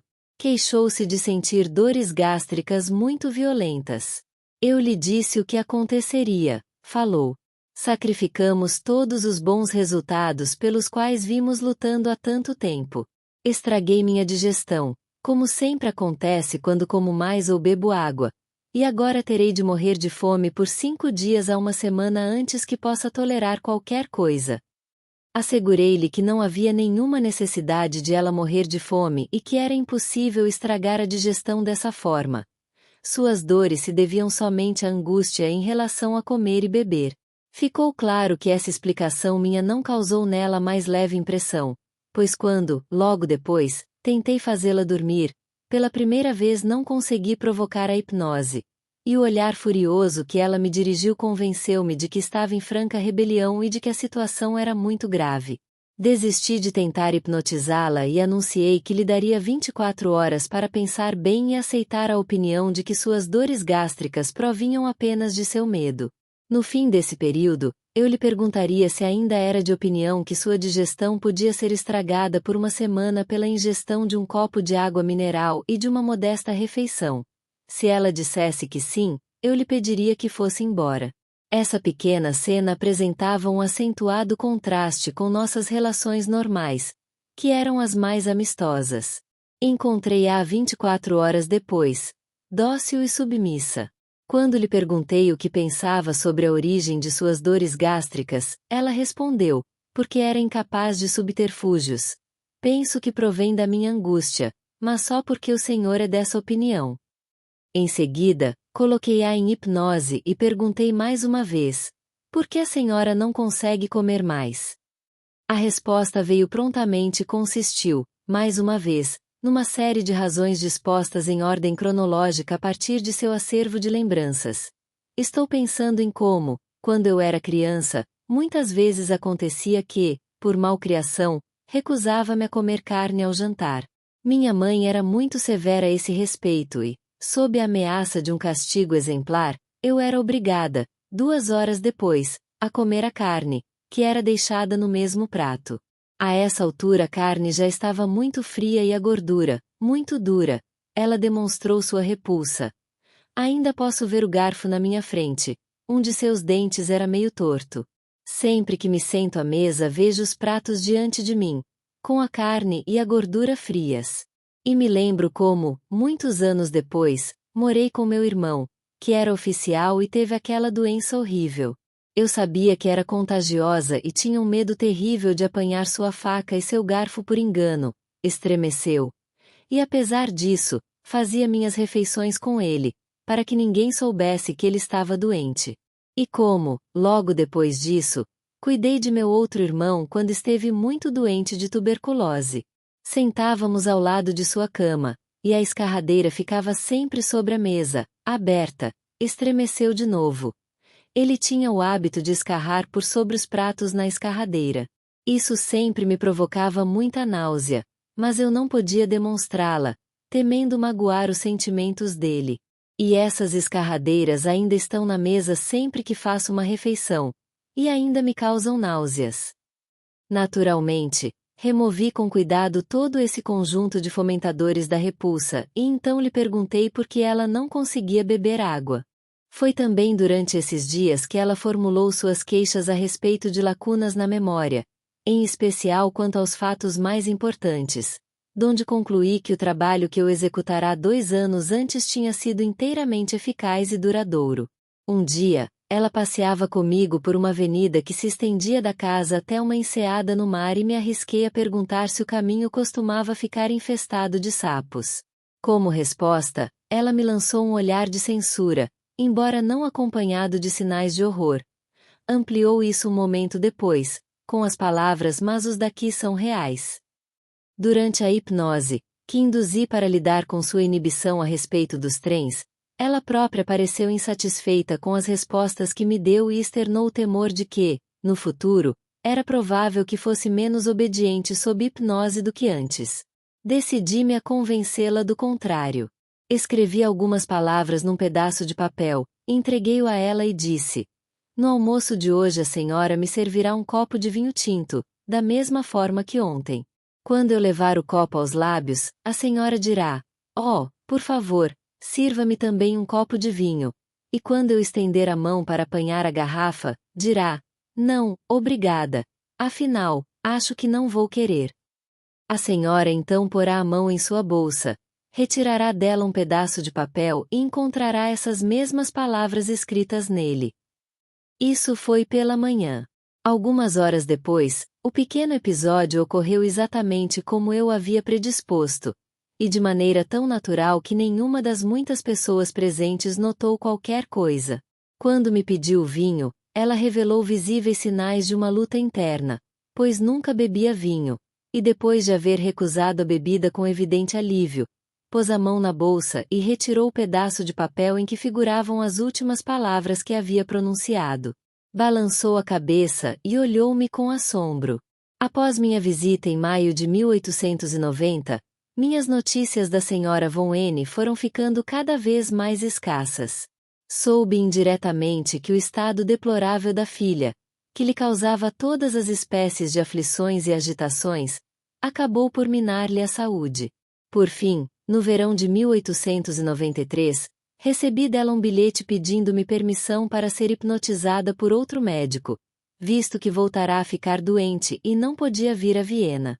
A princípio, não compreendi por que minha permissão era necessária, até me recordar que, em 1890, por sua própria solicitação, eu a havia protegido de ser hipnotizada por qualquer outra pessoa, para que não houvesse nenhum risco de ela ficar aflita ao se colocar sob o controle de algum médico que lhe fosse antipático. Por conseguinte, renunciei por escrito à minha prerrogativa exclusiva. Discussão. A menos que tenhamos em primeiro lugar chegado a um acordo completo sobre a terminologia em jogo, não é fácil resolver se um caso particular deve ser considerado como sendo de histeria ou de alguma outra neurose. Refiro-me aqui às neuroses que não são de tipo puramente neurastênico. E ainda temos de aguardar a mão orientadora que fixará os marcos fronteiriços na região das neuroses mistas, que ocorrem comumente, e que trará à tona os aspectos essenciais para a caracterização destas. Por conseguinte, se ainda estivermos acostumados a diagnosticar uma histeria, no sentido mais estrito do termo, por sua semelhança com casos típicos já conhecidos, dificilmente poderemos questionar o fato de que o caso da senhora M. Von N era de histeria. O caráter brando de seus delírios e alucinações, enquanto suas outras atividades mentais permaneciam intactas, a modificação de sua personalidade e de seu acervo de lembranças quando se encontrava num estado de sonambulismo artificial, a anestesia em sua perna dolorida, certos dados revelados em sua anamnese, sua nevralgia ovariana, etc. não admitem dúvida quanto à natureza histérica da doença, ou, pelo menos, da paciente. Se alguma questão pode ser levantada, é apenas graças a um aspecto particular do caso, que também dá oportunidade para um comentário de validade geral. Como explicamos na comunicação preliminar que aparece no início deste volume, consideramos os sintomas histéricos como efeitos e resíduos de excitações que atuaram sobre o sistema nervoso como traumas. Não há permanência de resíduos dessa natureza quando a excitação original é descarregada por aberração ou pela atividade do pensamento. Não é mais possível, a esta altura, evitar a introdução da ideia de quantidades, ainda que não mensuráveis. Devemos considerar o processo como se uma soma de excitação, atuando sobre o sistema nervoso, se transformasse em sintomas crônicos, na medida em que não fosse empregada em ações externas na proporção de sua quantidade. Ora, estamos habituados a verificar que, na histeria, uma parte considerável dessa soma de excitação do trauma é transformada em sintomas puramente somáticos. Foi essa característica da histeria que por tanto tempo atrapalhou seu reconhecimento como um distúrbio psíquico. Se, para sermos breves, adotarmos o termo conversão para designar a transformação da excitação psíquica em sintomas somáticos crônicos, que é tão característica da histeria, podemos então dizer que o caso da senhora M. von N. apresentava apenas uma pequena quantidade de conversão. A excitação, que era originariamente psíquica, permaneceu em sua maior parte nessa esfera, e é fácil compreender que isso lhe confere uma semelhança com as outras neuroses, não histéricas. Existem casos de histeria em que todo o excedente da estimulação sofre conversão, de modo que os sintomas somáticos da histeria se intrometem no que parece ser uma consciência inteiramente normal. A transformação incompleta, no entanto, é mais comum, de modo que pelo menos parte do afeto que acompanha o trauma persiste na consciência como um componente do estado emocional do indivíduo. Os sintomas psíquicos em nosso atual caso de histeria, em que havia muito pouca conversão, podem ser divididos em alterações do humor, angústia, depressão melancólica, fobias e abulias, inibições da vontade. As duas últimas classes de perturbação psíquica são consideradas pela Escola Francesa de Psiquiatria como estigmas da degenerescência neurótica, mas em nosso caso verifica-se que foram suficientemente determinadas por experiências traumáticas. Essas fobias e abulias eram, na sua maior parte, de origem traumática, como mostrarei com detalhes. Algumas das fobias da paciente, é verdade, correspondiam às fobias primárias dos seres humanos, e especialmente dos neuropatas. Em particular, por exemplo, seu medo de animais, cobras e sapos, bem como todos os vermes de que Mefistófeles se gabava de ser o senhor, de tempestades e assim por diante. Mas também essas fobias se firmaram mais graças a acontecimentos traumáticos. Assim, seu medo dos sapos foi fortalecido pela experiência, nos primeiros anos de infância, de um de seus irmãos lhe ter atirado um sapo morto, o que levou a seu primeiro acesso de espasmos histéricos. E de modo semelhante, seu medo de tempestades foi provocado pelo choque que deu lugar a seu estalido característico, e o medo de nevoeiros pelo passeio na ilha de Rügen. Não obstante, neste grupo o medo primário, ou talvez se pudesse dizer o medo instintivo, considerado como um estigma psíquico, desempenha o papel preponderante. As outras fobias, mais específicas, também foram explicadas por acontecimentos bem determinados. Seu temor de choques inesperados e súbitos era consequência da terrível impressão que teve ao ver o marido, que parecia estar gozando de ótima saúde, sucumbir a um ataque cardíaco diante de seus próprios olhos.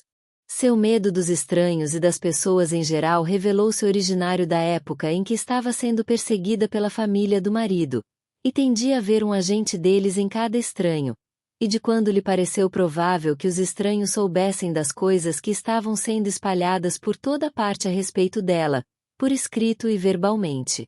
Seu medo dos hospícios e de seus ocupantes remontava a toda uma série de acontecimentos tristes ocorridos em sua família, e as histórias despejadas em seus ouvidos atentos por uma empregada estúpida.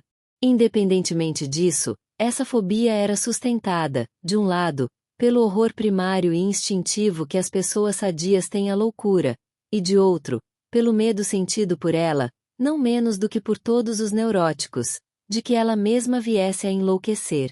Seu medo altamente específico de que houvesse alguém de pé atrás dela foi determinado por diversas experiências apavorantes na mocidade e mais tarde. Desde o episódio do hotel, que lhe foi especialmente aflitivo por causa de suas implicações eróticas. Seu medo de que um estranho se esgueirasse para seu quarto foi muito acentuado.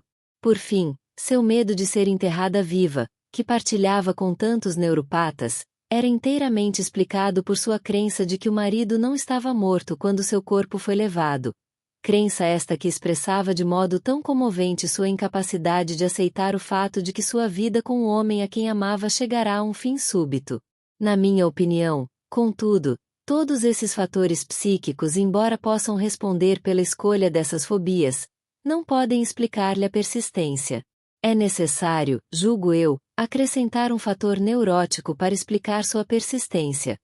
O fato de que a paciente vinha vivendo há anos em estado de abstinência sexual. Tais circunstâncias se acham entre as causas mais frequentes de uma tendência à angústia. As abulias de nossa paciente, inibições da vontade, incapacidade de agir, admitem ainda menos que as fobias sejam consideradas como estigmas psíquicos causados por uma limitação geral da capacidade. Pelo contrário, a análise hipnótica do caso tornou claro que suas abulias eram determinadas por um duplo mecanismo psíquico, o qual, no fundo, era um só. Em primeiro lugar, uma abulia pode ser simples consequência de uma fobia. Isso ocorre quando a fobia se acha ligada a uma ação do próprio sujeito, e não a uma expectativa de um fato externo. Por exemplo, em nosso caso atual, o medo de sair ou de se relacionar com as pessoas, em contraste com o medo de alguém se esgueirar para dentro do quarto. Aqui, a inibição da vontade é causada pela angústia concomitante à realização da ação. Seria errado considerar tais espécies de abulias como sintomas distintos das fobias correspondentes, embora se deva admitir que essas fobias podem existir, contanto que não sejam graves demais, sem produzir abulias.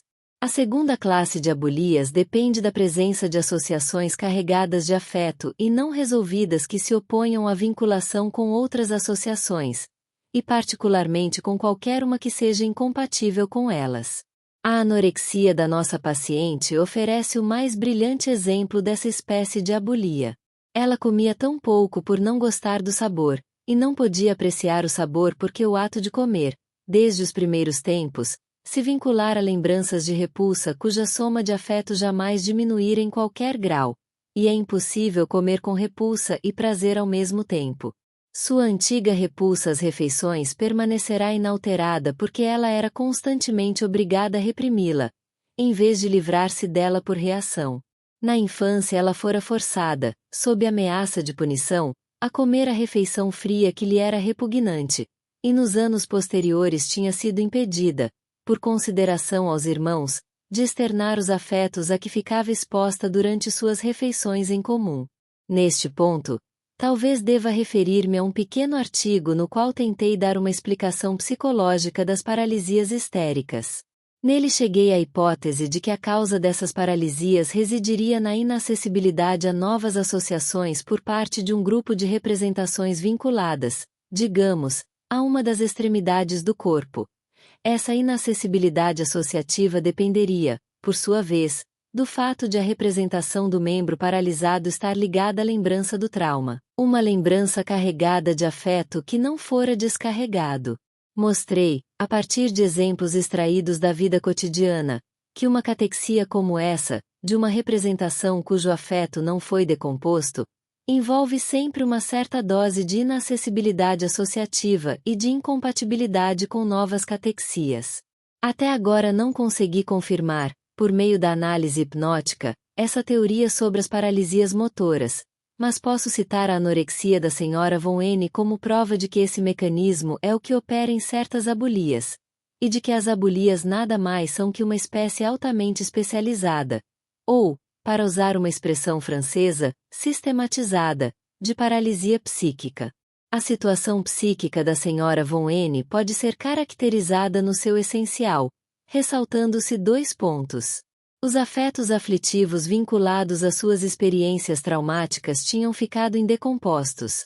Por exemplo, sua depressão, sua dor, pela morte do marido, seu ressentimento, por ser perseguida pelos parentes dele, sua repulsa, pelas refeições compulsórias, seu medo, das numerosas experiências assustadoras, e assim por diante. 2.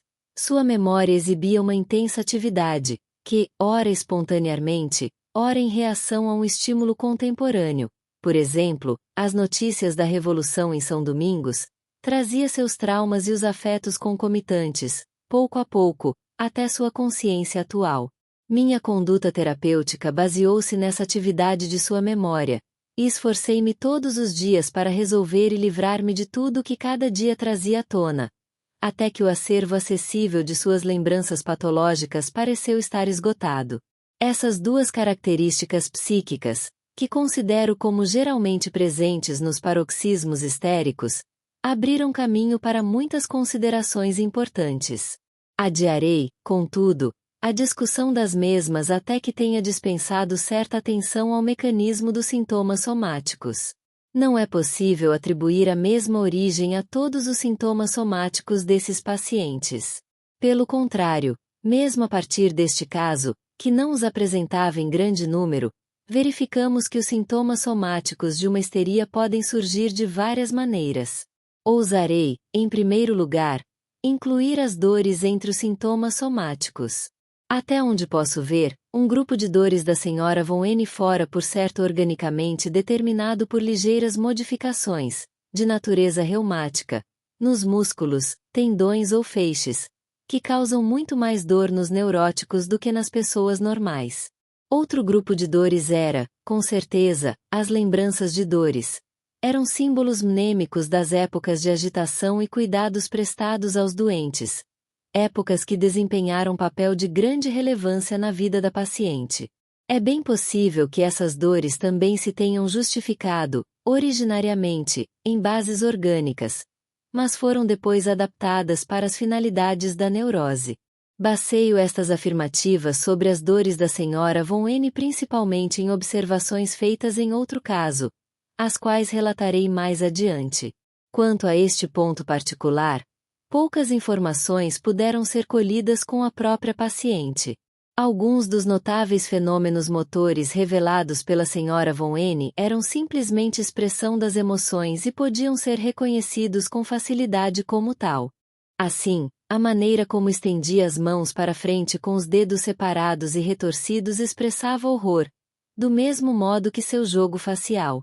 Esta era, com certeza, uma maneira mais viva e desinibida de expressar as emoções do que era comum entre as mulheres de sua instrução e raça. Na realidade, ela própria era comedida, quase rígida em seus movimentos expressivos quando não se encontrava em estado histérico. Outros de seus sintomas motores estavam, de acordo com ela própria, relacionados diretamente com suas dores. Agitada, ela brincava com os dedos para impedir-se de gritar. Esse raciocínio nos obriga a lembrar de um dos princípios formulados por Darwin para explicar a expressão das emoções. O princípio do extravasamento da excitação, que explica, por exemplo, por que os cães abanam as caudas. Todos nós estamos acostumados, ao sermos atingidos por estímulos dolorosos, a substituir o grito por outros tipos de inervações motoras. Uma pessoa que tenha tomado a firme decisão de, no consultório do dentista, conservar a cabeça e a boca imóveis, e não colocar a mão no caminho, poderá no mínimo começar a bater com os pés. Um método mais complicado de conversão é revelado pelos movimentos semelhantes a tiques da Sra. von N, como estalar a língua e gaguejar, chamar pelo nome M nos estados confusionais e empregar a expressão fique quieto. Não diga nada. Não me toque. Dessas manifestações motoras, a gagueira e o estalido com a língua podem ser explicados segundo um mecanismo que descreve, num breve artigo sobre o tratamento de um caso por sugestão hipnótica, como o acionamento de ideias antitéticas. O processo, tal como exemplificado em nosso caso atual, seria como se segue. Nossa paciente histérica, esgotada pela preocupação e pelas longas horas de vigília junto ao leito da filha enferma que afinal adormecera, disse a si mesma: agora você precisa ficar inteiramente imóvel para não acordar a menina. É provável que essa intenção tenha dado origem a uma representação antitética, sob a forma de um medo de que, mesmo assim, ela fizesse um ruído que despertasse a criança do sono que tanto esperara. Representações antitéticas como essa surgem em nós de forma marcante quando nos sentimos inseguros de poder pôr em prática alguma intenção importante. Os neuróticos, em cujo sentimento a respeito de si mesmos é difícil deixar de encontrar uma veia de depressão ou de expectativa ansiosa, formam um número maior dessas ideias antitéticas do que as pessoas normais, ou as percebem com mais facilidade, e as consideram mais importantes.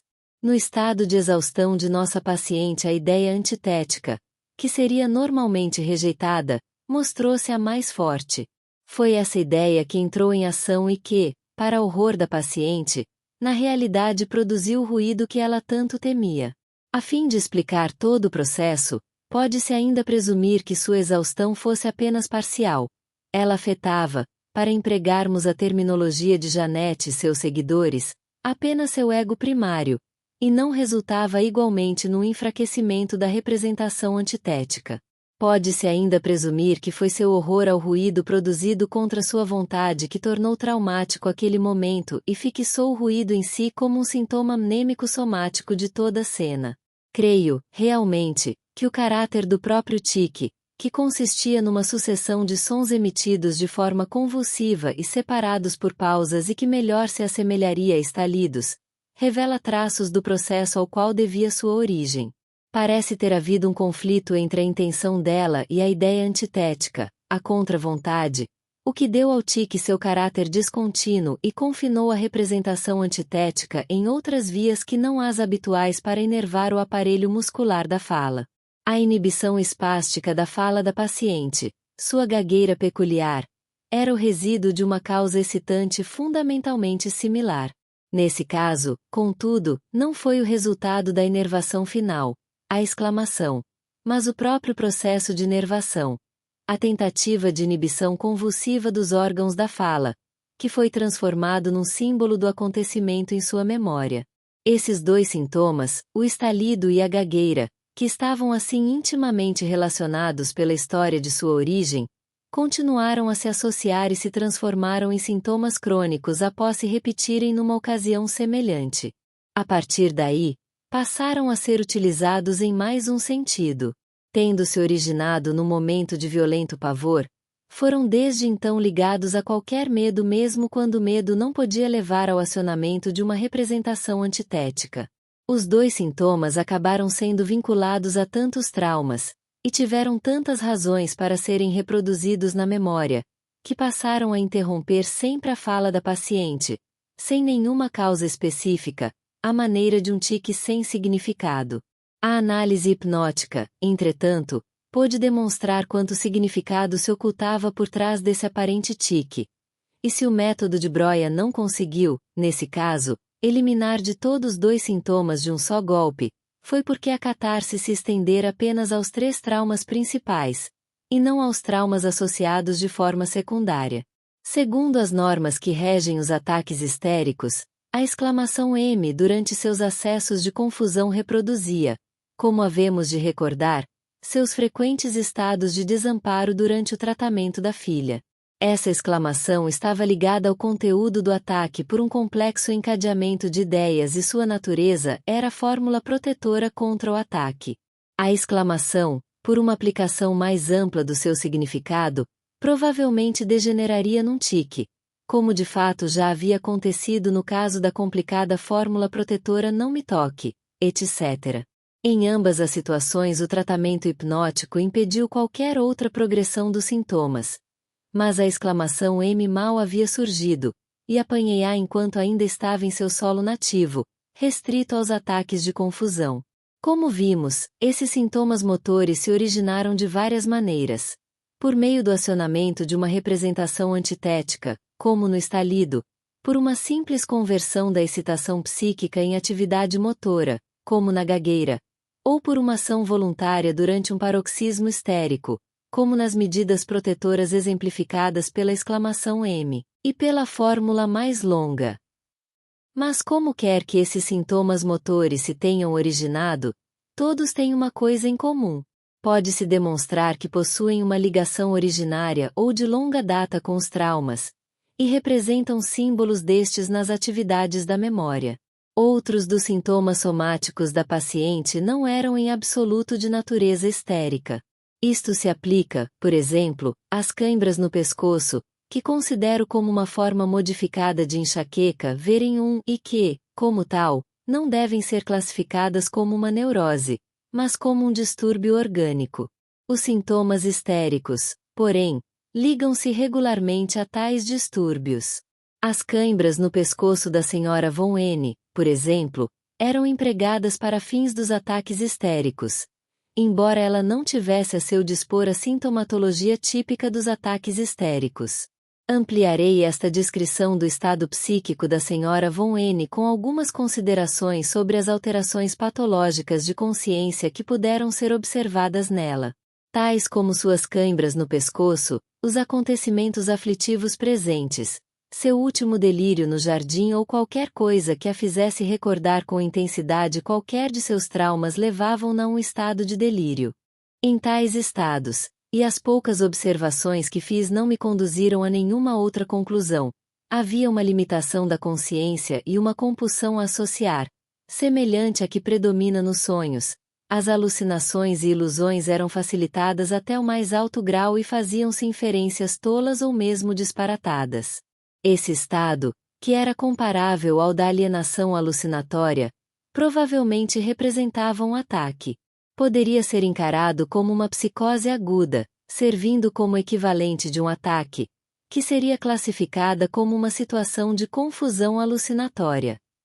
Uma outra semelhança entre esses seus estados e um ataque histérico típico foi mostrada pelo fato de que uma parcela das lembranças traumáticas enraizadas desde longa data podia em geral ser detectada como subjacente ao delírio.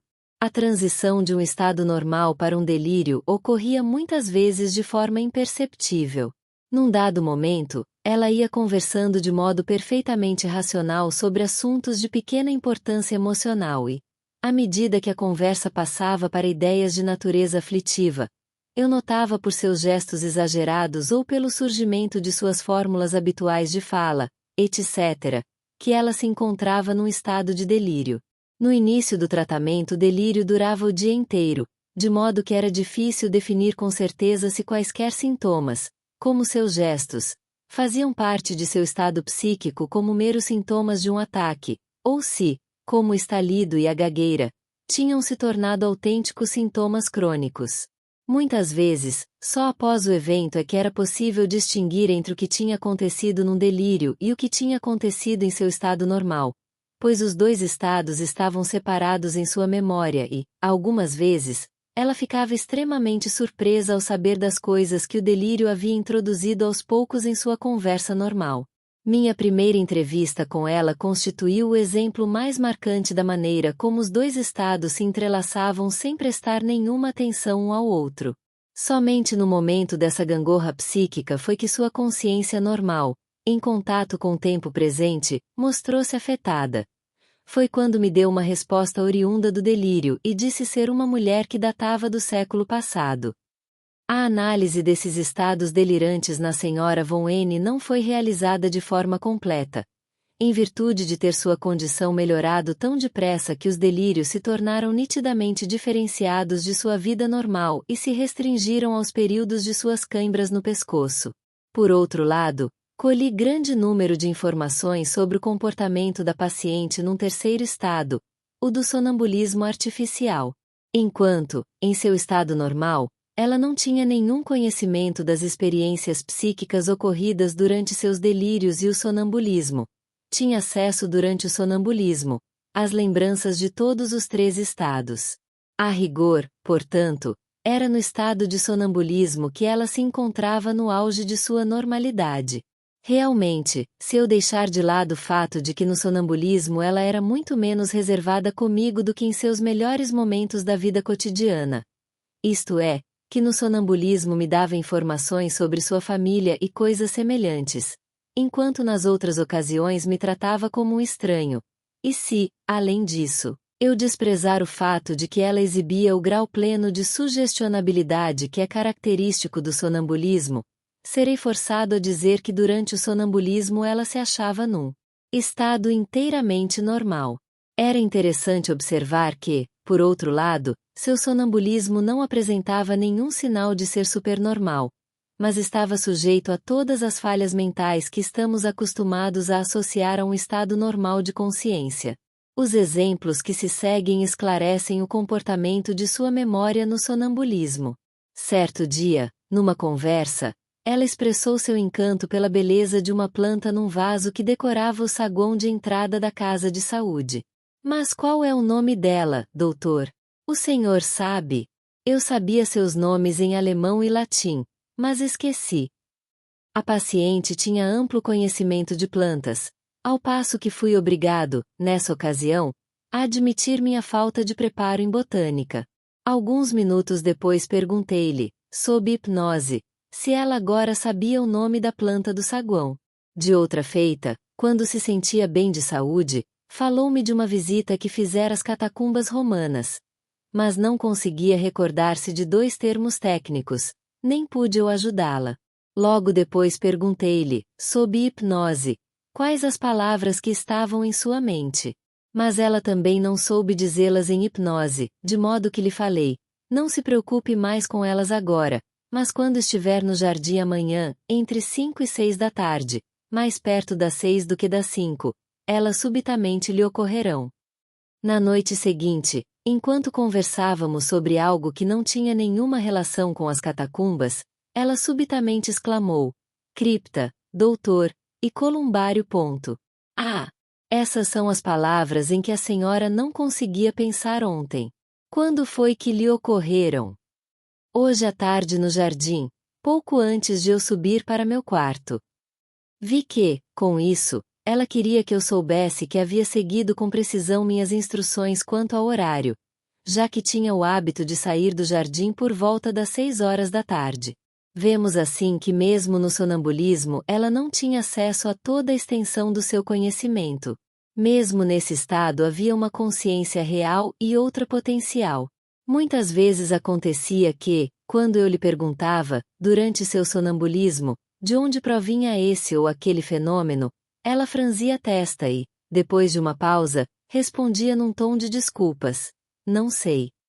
Em tais ocasiões eu tinha adquirido o hábito de dizer, pense por um momento, virá sem nenhum rodeio, e depois de breve reflexão, ela conseguia dar-me a informação desejada.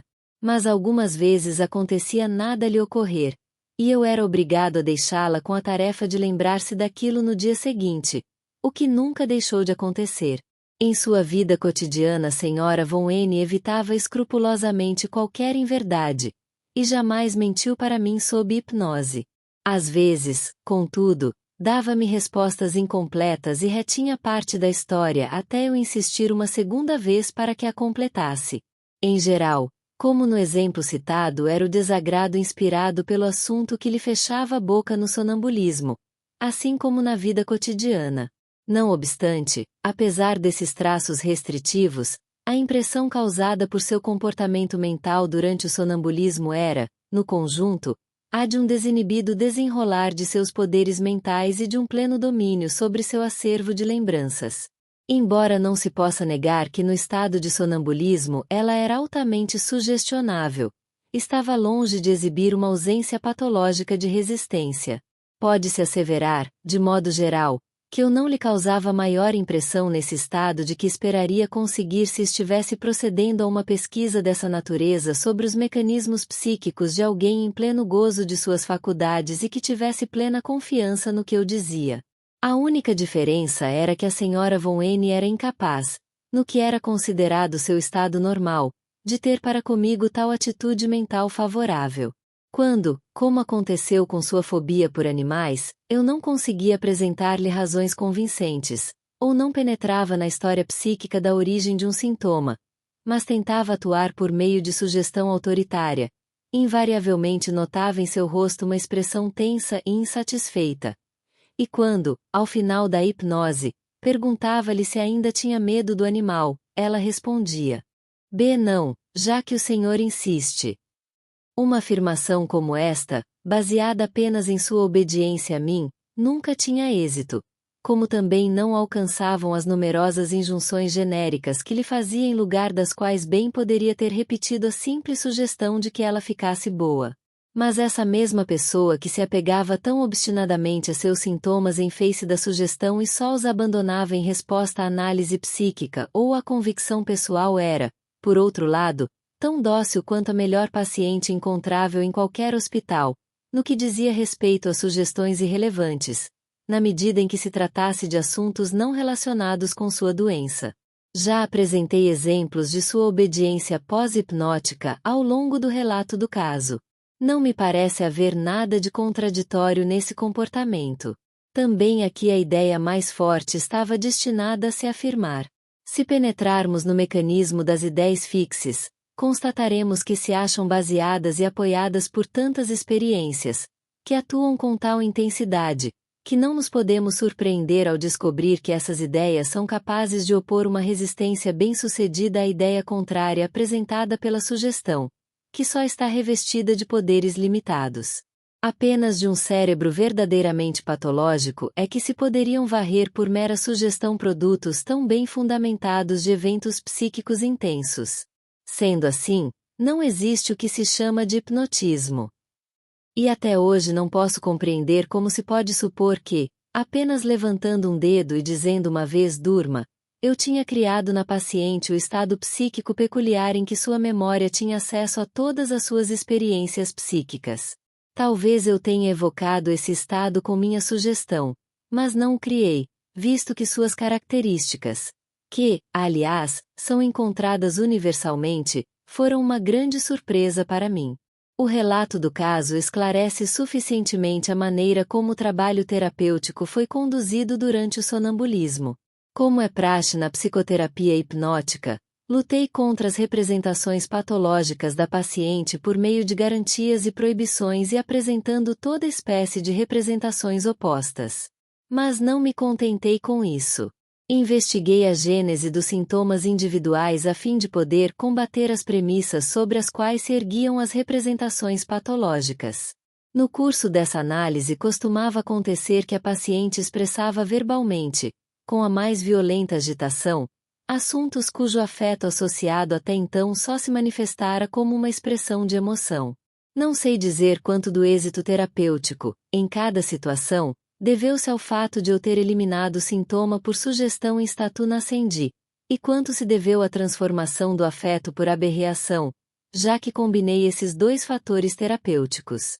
Por conseguinte, este caso não pode ser rigorosamente utilizado como prova da eficácia terapêutica do método catártico. Ao mesmo tempo, devo acrescentar que só os sintomas de que fiz uma análise psíquica foram de fato eliminados de forma permanente. De modo geral, o êxito terapêutico foi considerável, mas não duradouro. A tendência da paciente a adoecer de forma semelhante sob o impacto de novos traumas não foi afastada. Qualquer um que desejasse empreender a cura definitiva de um caso de histeria como este teria que penetrar mais a fundo do que eu fiz, em minha tentativa, no complexo de fenômenos. A senhora von N era, sem dúvida, uma personalidade com grave hereditariedade neuropática.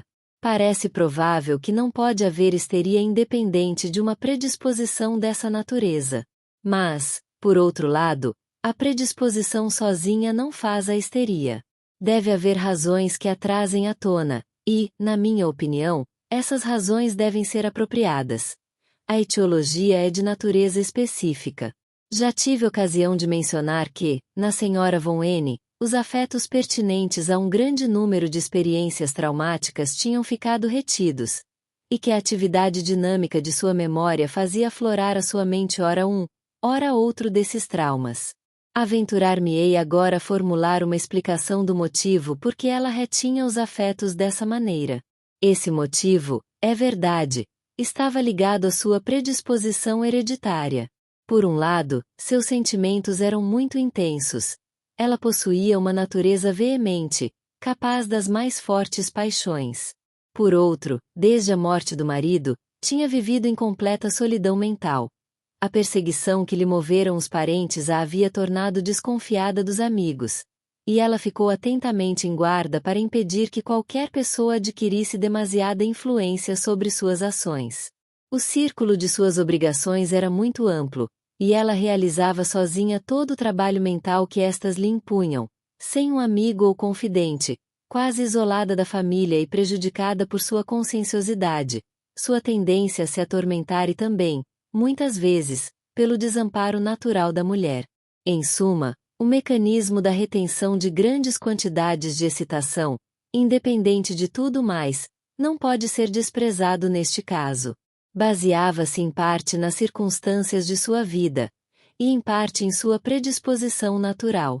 Sua aversão, por exemplo, a dizer qualquer coisa sobre si mesma era tão grande, que, como notei com assombro, em 1891, nenhum dos visitantes diários que iam à sua casa percebia que ela estava doente nem tinha consciência de que eu era seu médico. Será que isso esgota a etiologia deste caso de histeria? Penso que não, pois, na época de seus 2 tratamentos, eu ainda não levantara em minha própria mente as questões a que é preciso responder antes que seja possível uma explicação completa de um caso como este. Sou agora de opinião que deve ter havido algum fator adicional para provocar a irrupção da doença precisamente nestes últimos anos, considerando-se que as condições etiológicas operantes tinham estado presentes durante muitos anos anteriormente. Também me ocorreu que, dentre todas as informações íntimas que me foram dadas pela paciente, houve uma ausência completa do elemento sexual, que é, afinal de contas, passível mais do que qualquer outro de ocasionar traumas. É impossível que suas excitações nesse campo não tivessem deixado quaisquer vestígios. O que me foi permitido ouvir foi, sem dúvida, uma edição expurgada da história de sua vida. A paciente comportava-se com o maior e mais natural senso de decoro, a julgar pelas aparências, sem nenhum traço de pudicícia. Quando, porém, reflito sobre a reserva com que me narrou, sob hipnose, a pequena aventura de sua empregada no hotel, não posso deixar de suspeitar de que essa mulher, que era tão passional e tão capaz de sentimentos fortes, não tenha vencido suas necessidades sexuais sem grandes lutas, e que, por vezes, suas tentativas de suprimir essa pulsão, que é de todas a mais poderosa, tinham-na exposto a seu grave esgotamento mental.